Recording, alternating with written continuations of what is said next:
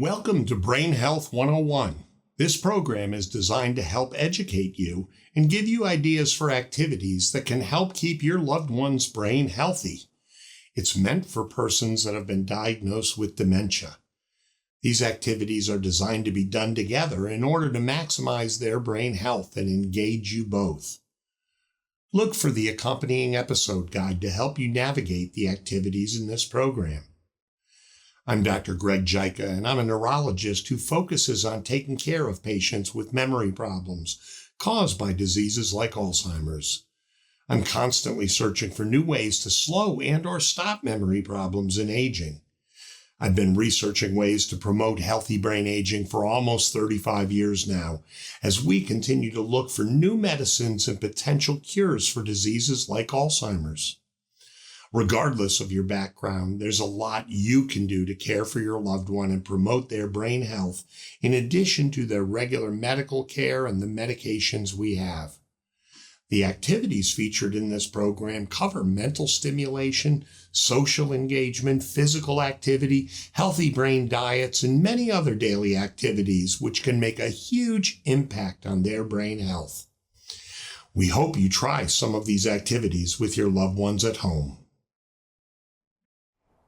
Oh, I'm so glad you are watching today, because today is all about you. Have you ever gotten caught up in the daily tasks of life, only to discover that you are feeling overwhelmed, run down, and tired? Well, you are not alone. Today, our episode is about self-care. Self-care may sound a little selfish, but it is not selfish to take an active role in protecting your own well-being and happiness, especially when you might be experiencing periods of stress. In fact, self-care can help prevent stress in your life and help you be more resilient. What are some things you do to care for yourself? There are many self-care practices that people utilize, including staying hydrated and eating a healthy, balanced diet. Others keep a gratitude journal or do the daily crossword puzzle. Some get their hair done once a week, while others play golf. Some set aside time to spend with someone special, and others make time to go outside and take a walk. Self-care practices can be relaxing or provide a level of challenge. There is no one-size-fits-all formula for self-care. I think that is good because we are all different and have different likes and dislikes. If the only formula for caring for myself was playing golf, I would be in big trouble. Luckily, there are many ways to practice self-care, and golf is just one of them. Meditation is another way people care for themselves. It has been used throughout the centuries, beginning as a religious practice in the East. While it continues to be used for religious purposes, anyone can meditate to create a sense of calm, peace, and balance. When we think of boosting brain health, those feelings of calmness, peacefulness, and balance can help with neuroplasticity, as it has the potential to reduce the harmful effects of stress hormones on the brain. Long term, these benefits really add up. That sounds like something everyone could benefit from, doesn't it? Recently, we were invited to a salt cave for a unique meditation experience. Let's watch.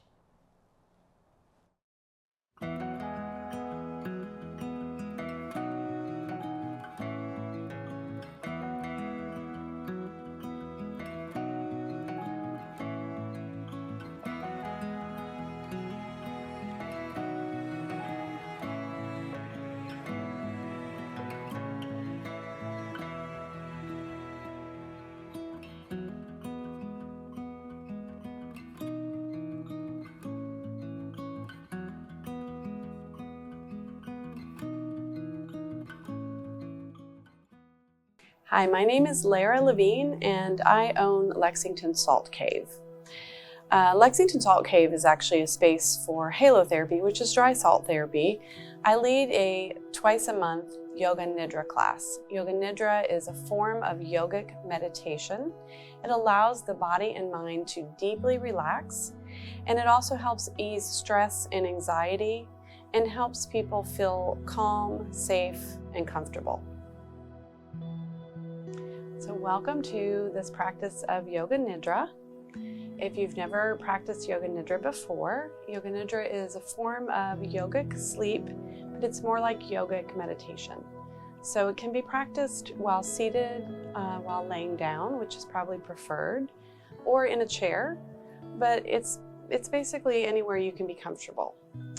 So yogic sleep or Yoga Nidra practice is really an ancient form of relaxation meditation, and it was brought to the West by a Swami from many years ago who brought it to the West in the 1960s. And since then it has gone through all kinds of reiterations.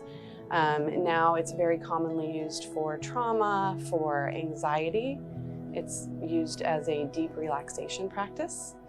And it can be practiced by anyone. So I'll be actually leading the practice in a trauma-informed style, which just means that everything I ask you to do is really just a suggestion. And it's a way for you to deepen into a relaxed state. It's a way for you to allow yourself to perhaps separate your feelings and emotions from your body. So again, just allowing all the body and mind layers to relax very deeply. So we will begin with just sort of settling into wherever you're comfortable. Your eyes are able to remain open, but if you're comfortable closing them, you may close your eyes. You can also just turn your gaze softly towards the ground. And as we're settling into a comfortable position, whatever that may be for your body, we'll talk a little bit more about some of the benefits. And Yoga Nidra can offer many benefits besides deep relaxation, but it does also allow sometimes to disassociate some memories or fears or emotions that might be causing you issues or even some pain in your body. And it can also actually change the heart variability rate, which is an indication of health. And with practice, it can actually lower heart rate variability. So that's another plus. So again, we'll begin by continuing to settle into a comfortable seated position, comfortable position laying down or in a chair. And we'll begin by adjusting your body, your arms, your legs, your head and neck, in just any way that you can make yourself maybe 5 or 10% more comfortable.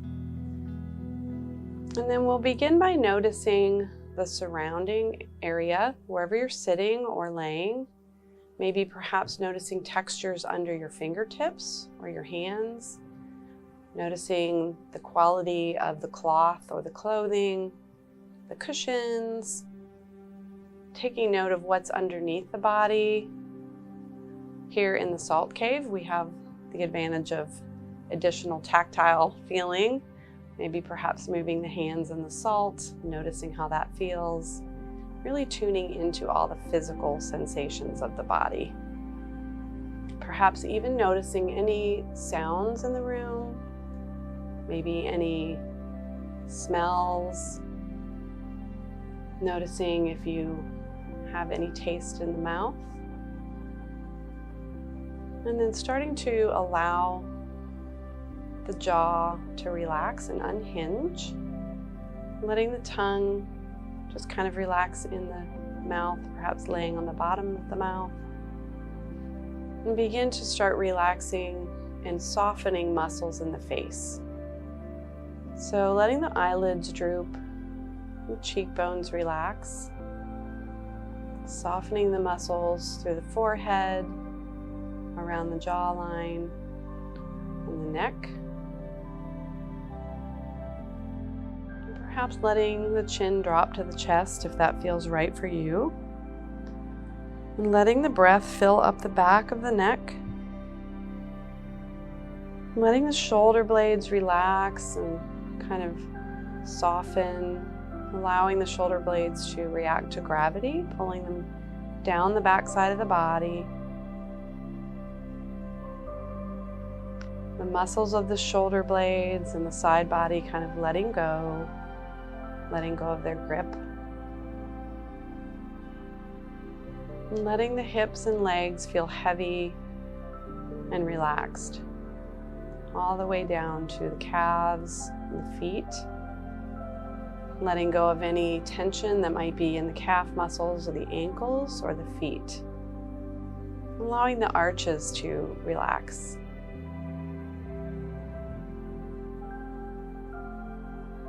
And then when we begin a yoga nidra practice, we start by setting an intention. It's called a sankalpa. So we set an intention for our practice. And this can be just something that you say to yourself, something that you desire, something that you long for, sort of a deep desire. And we like to place it in the present tense, as if it were happening in this moment. So for example, I might use something like, I am kind and compassionate. And just stating whatever your intention is, just stating it in your mind quietly 3 times. Allowing the breath to flow in and out naturally with each statement. No judgment, just allowing those human sensations. Now beginning to transition back to the feelings of joy, bringing that awareness to the sensation of feeling deep happiness, deep comfort. Bringing that image back in your mind of a joyful space or a joyful time, and allowing that image to fill up the mind's eye.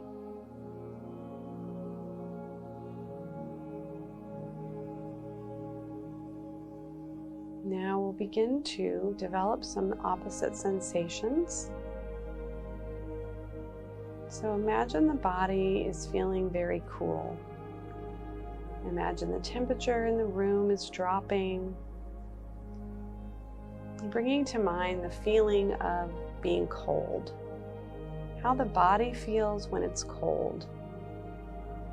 Allowing feelings or emotions to float on by and just focusing on the physical sensation of what it's like to be cold. The goosebumps, the shivering, and just imagining those sensations. As if you were laying in the snow or sitting on a windy bus stop with cold snow and sleet flying around your body. Now beginning to transitioning from feeling cold into some warmth. Imagining the body is warming up as if the sun was moving out from behind a cloud, moving across your face, and down your neck and shoulders, allowing the sun's warmth to completely warm the body from head to toe. Imagining the face is turning up towards the sun, allowing the full feeling of the warmth to float through the entire body. Bringing yourself back to the most comfortable temperature for your own body. Now beginning to imagine the body is very heavy. Imagining the body is sinking deeply into whatever is holding your body, whether it's a chair, the floor, a bed. Imagining the heavy bones in the body are sinking deeply into what's holding you, as if gravity were pulling you closer and closer to the earth. Allowing that sensation of heaviness to weave its way through the entire body. No judging, but just allowing that sense of heaviness to creep throughout the entire being.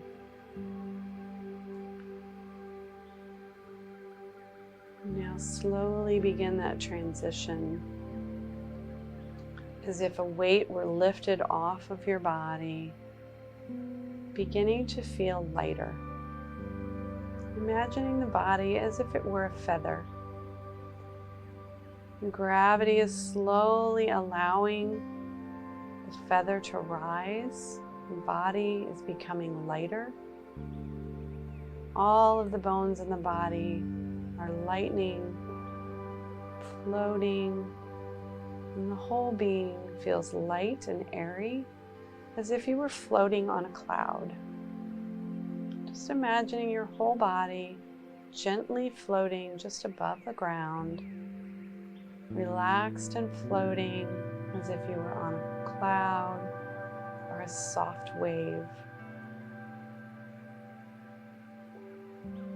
And then allowing the body to float gently, gently back down to earth, resting right where gravity is comfortably holding your body. And allowing the body to enjoy the comfort and safety of gravity holding you to the earth. Imagining the body is relaxed and held safely and softly by gravity to the earth.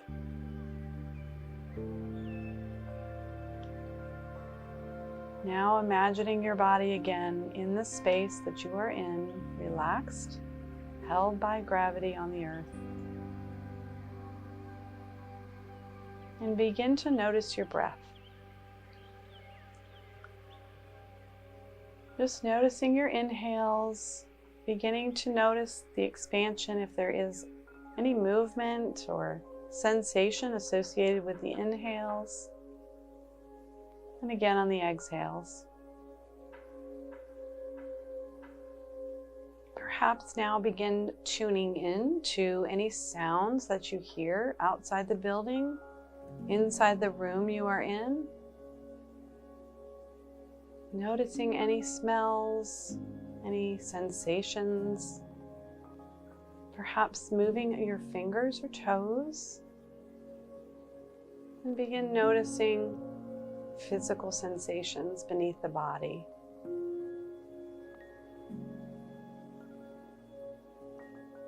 Taking another breath or two, bringing yourself back to the present moment. And now bringing your mind back to the intention that you may have set at the beginning of our practice, trying to recall that intention, imagining that you have this positive intention for the practice, and you're going to just repeat it to yourself 3 more times in the present tense, as if it were true in this moment. As an example, I use, I am calm and confident. I am kind and compassionate.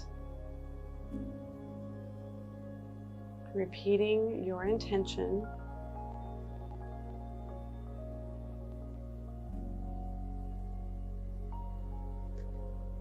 And when you finish with your last intention, see if it feels okay to allow your eyes to focus slightly or gently flutter your eyelids open if they're closed. And begin to draw your awareness back into the present moment, back into the body. Perhaps letting the chin drop to the chest if you're seated. Allowing for an inhale to go into the back of the neck.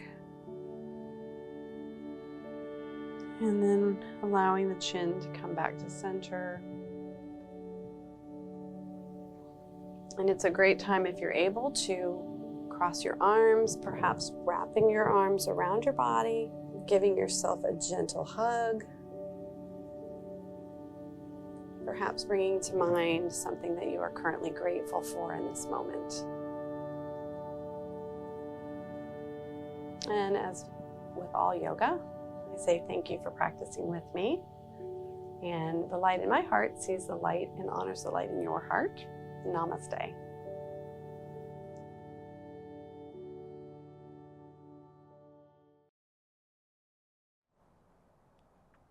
What a neat experience.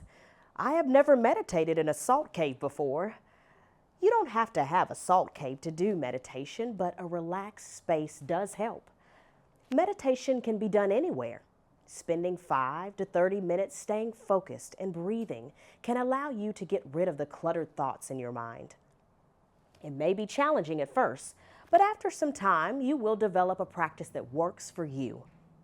Spending time in nature, also known as green care, has many positive benefits for all of us. Spending time outdoors can help improve quality of life. It can reduce stress, improve sleep, and even enhance cognition. Finding intentional ways to engage with the outdoors and with others can boost brain health. One outdoor activity is a stroll through the garden. There are so many things to observe in the garden that allow us to use our sensory abilities. We can hear things, see things, touch things, smell things, and even taste things if the season is right.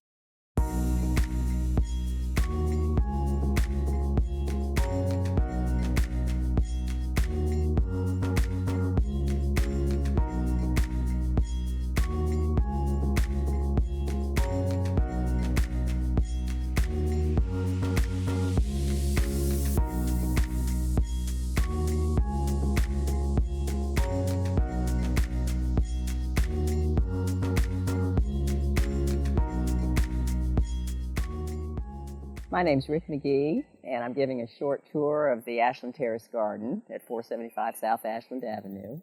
This is the official entrance to the garden.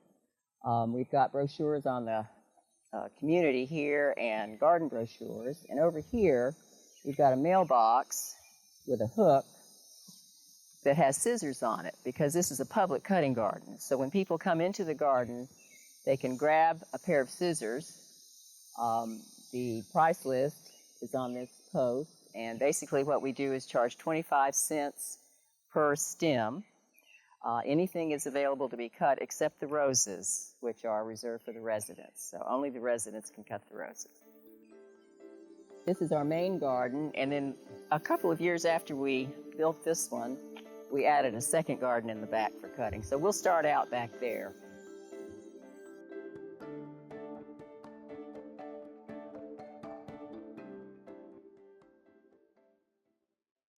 So we'll go back to this back garden.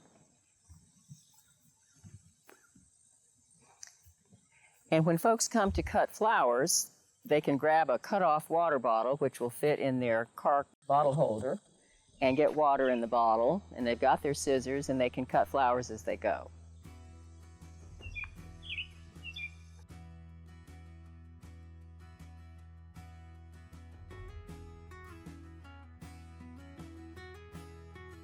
So this is our back garden.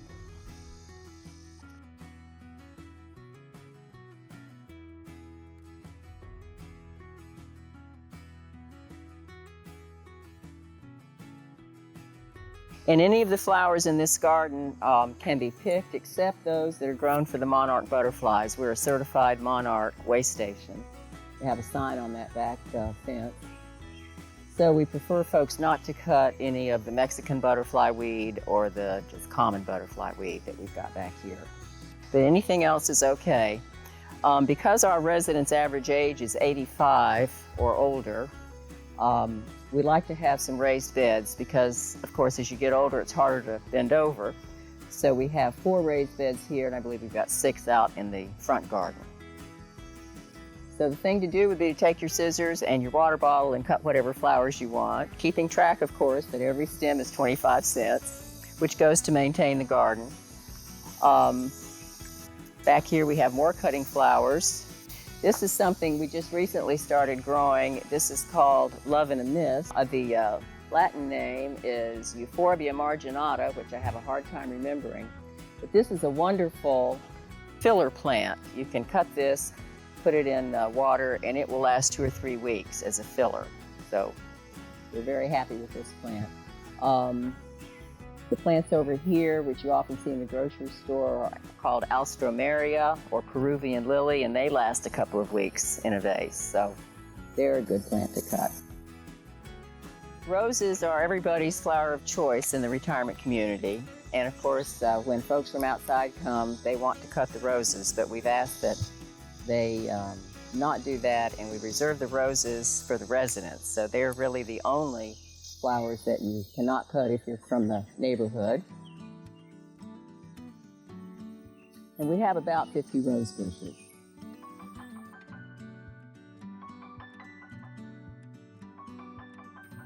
These raised beds contain several different things. These are herbs, and we sell herbs for 25 cents a small bunch. So we've got lots of basil and marjoram and parsley, chives, rosemary, mint, and thyme, and it looks like a dying dill. But we use these herbs in our kitchen, and they really make a difference. Over here are more cutting flowers.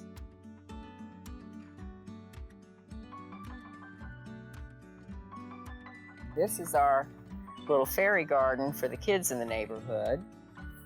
They can come over and move things around in here. This is a cypress vine, which is very invasive, but we still grow it now and then because it's a hummingbird magnet. So you may see a hummingbird foot over here while we're doing our little tour. And this is a hyacinth bean, which is very popular in Lexington. We can go back around this way.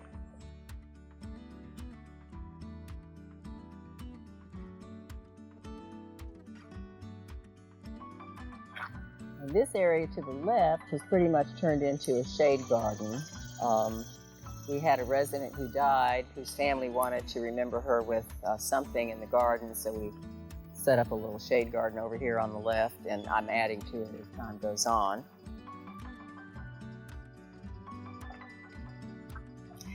The roses that we've planted predominantly are roses that I picked for fragrance.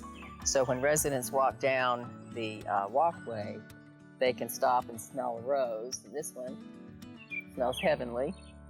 And that seems to make a difference. And we've also got other plants within the garden that put off a nice odor. So it smells awfully nice here in the spring.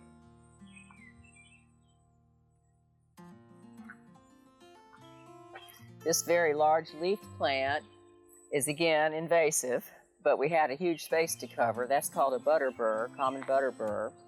And when it comes up in the spring, it comes up as a single stalk with a pink flower on it.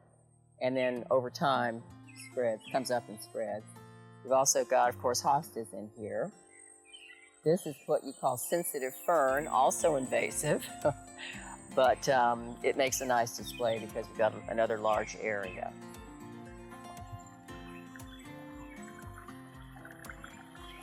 This is called gooseneck loosestrife, invasive as well. I don't know if you should show this with all these invasive plants. And this is one of the favorite spots for all the kids in the neighborhood. This is our koi pond.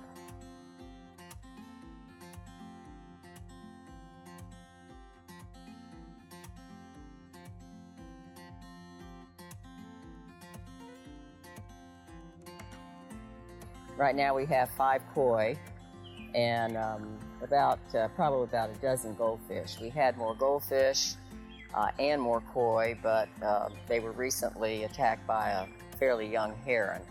So we use our little plastic heron to scare off any marauding herons, and he has to be moved every now and then so that the real herons know or think he's a real heron himself.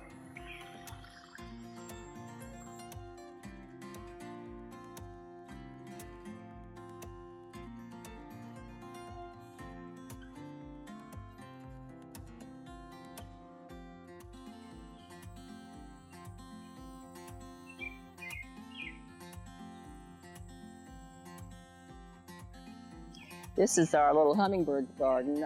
We have 2 hummingbird feeders in this little garden, and around August they become pretty active. So not only do we have the flowers throughout the garden that they can visit, but these hummingbird feeders, and the water in these feeders is changed about every other day, so it's always fresh.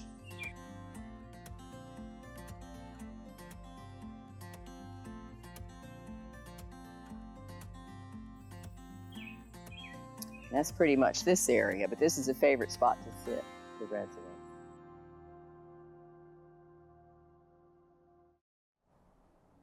That was just beautiful. I hope you're inspired to get outside and go for a garden tour in your area. Botanic gardens and arboretums may be accessible, as well as local parks that may have a garden you can tour. Sometimes historic homes may have a garden you can visit. Or you could take a walk on a farm or through an orchard. You might even visit a flower shop. Anything to experience nature can be green care. After a stroll through the garden, you may feel more relaxed and even sleep better at night. Research shows that without sleep, it's harder to concentrate and respond quickly. Sleep is important to many brain functions, including how nerve cells communicate. Sleep also removes toxins that have built up in your brain while you are awake. So getting out for a stroll will help you sleep better and in turn, enhance your brain power. It is incredible how nature has ripple effects to increase our brain power. Nature should be a part of everyone's self-care plan. Sometimes, gardening with a person with dementia can pose safety challenges. Let's hear some tips about how you can help your loved one stay safer in the garden.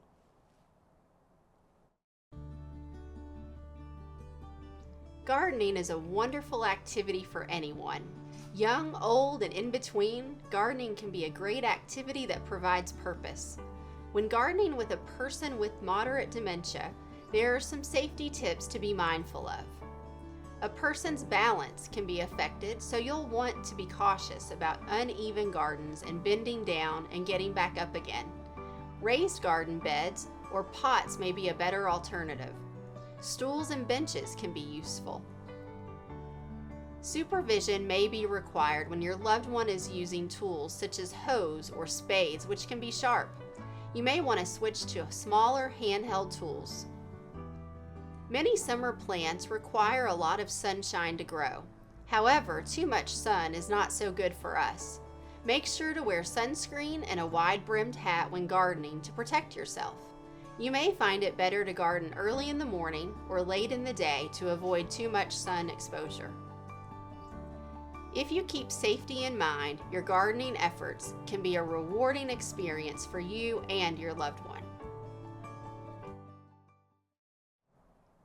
Understanding our grief and being able to recast our relationship can be of vital importance as we care for ourselves throughout the caregiving journey. Make sure you are taking time for you. Sometimes when we're caring for a loved one with dementia, we long for the normalcy of the past. We long for them to be able to do the things they did before. Sometimes we get stuck in these feelings. Jane Glidewell said it best, "You can clutch the past so tightly to your chest that it leaves your arms too full to embrace the present." While wishing for and holding on to the past are normal grief responses, we may miss out on the joy of today. We need to be able to understand that our loved one needs us to move along with them as they journey through dementia.